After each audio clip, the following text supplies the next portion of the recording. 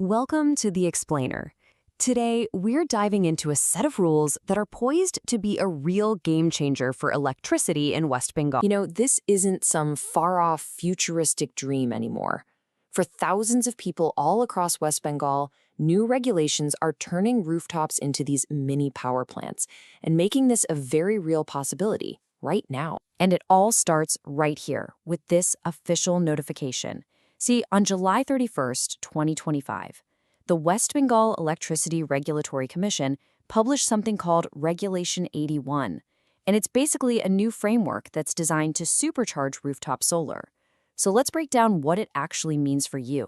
So what's the big idea behind all these new rules? Well, if you boil it down to one word, it's empowerment. It's really all about giving you more control over your own energy. And these regulations are built around one key concept, the prosumer. It's a simple but really powerful idea, a blend of two words, producer and consumer. It means you're no longer just buying electricity, you're also making it and sending it back to the grid. Now, you might be wondering, where did all this come from? Well, these rules weren't just created in a vacuum. The Commission wanted to boost renewable energy with a system that's clear and fair for everybody.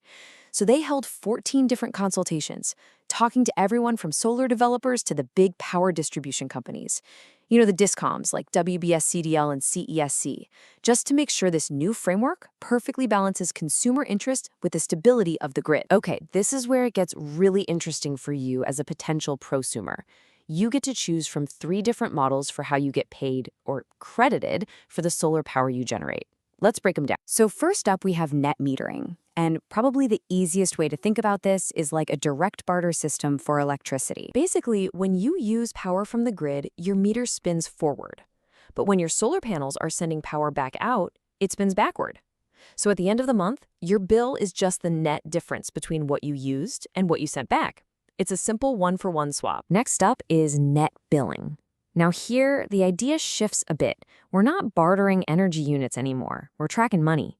It's all about the financial value of the power, not the kilowatt hours themselves. Think of it like running 2 separate tabs at a store. You get a bill for all the power you buy from the grid at the normal price, and then you get a credit for all the power your panels sell to the grid at a special feed-in tariff rate. The final bill you pay is simply the difference between those 2 amounts of money. And finally, there's gross metering. This one's completely different. It basically turns you into a miniature independent power plant. With this model, you have 2 totally separate streams of money. 100% of the solar power you generate is sold directly to the grid at a pre-agreed rate. And then, at the same time, you buy 100% of the power you use from the grid at the standard retail price. It's 2 separate transactions that are reconciled on your bill. So how in the world do you choose? Well, it really just comes down to your lifestyle and what your financial goals are. Net metering, the energy barter, is great if you're home during the day using a lot of your own solar power as it's being made. Net billing is more of a financial offset. It's probably better for maximizing your monetary returns if you're away from home a lot and export more power than you use.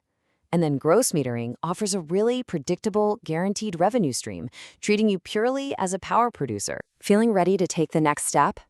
Well, the great news is the regulation lays out a super clear 5-step path to get you from application to activation. Let's walk through how it works. The whole process is designed to be really streamlined and transparent. It starts with a simple check to see if you and your property even qualify, and it ends with your brand new system going live and generating power. The first financial step is really straightforward. To get the ball rolling, all you have to do is submit an application through your power company's online portal. And for most homes, and even a lot of businesses, this comes with just a one-time, non-refundable application fee of only 1,000 rupees. It's a small cost that makes the process accessible and covers the initial paperwork. Okay, so your application is in. How long till you get the green light? Well, the timeline is crystal clear. For most home systems, we're talking anything up to 10 kilowatts. The technical clearance is automatic, which is fantastic news. For anything bigger, the clock starts ticking for your power company. They have a maximum of 15 days to do a feasibility study and let you know if the connection will work.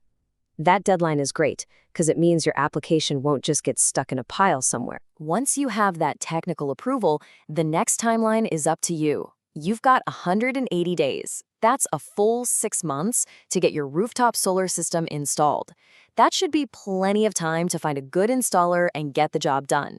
And the regulation is practical too. If you run into some unexpected delays, you can even apply for a 90-day extension. All right, so your system is installed, it's up and running. What now?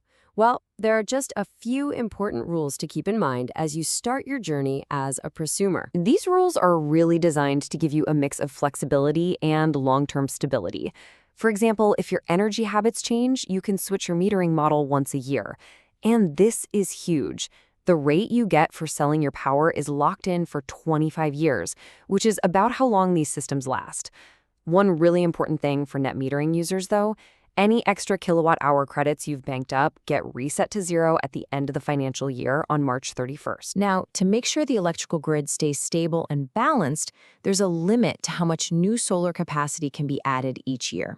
For instance, in the 2025-26 period, the utility WBSDCL has a quota of 100 megawatts, while CESC has a 25 megawatt limit. So, what does this mean for you? It means these slots are handed out on a first-come, first-served basis. So if you're thinking about going solar, getting your application in early could be really important to make sure you get a spot for the year. So with this really clear and detailed framework now in place, the path to becoming an energy prosumer in West Bengal is honestly more straightforward and more accessible than it has ever been. So what's the big takeaway here? It's that the rules, the systems, and the infrastructure are now officially in place. The next step is really up to you. If you're ready to start exploring this, the very first place to go is the online portal of your local distribution company, your discom. This whole new chapter for energy in West Bengal officially kicks off on July 31st, 2025. And it's opening up a massive opportunity for consumers across the state to not just manage their energy bills, but to become active players in creating a cleaner energy future. The question is no longer if you can do it, but how you will.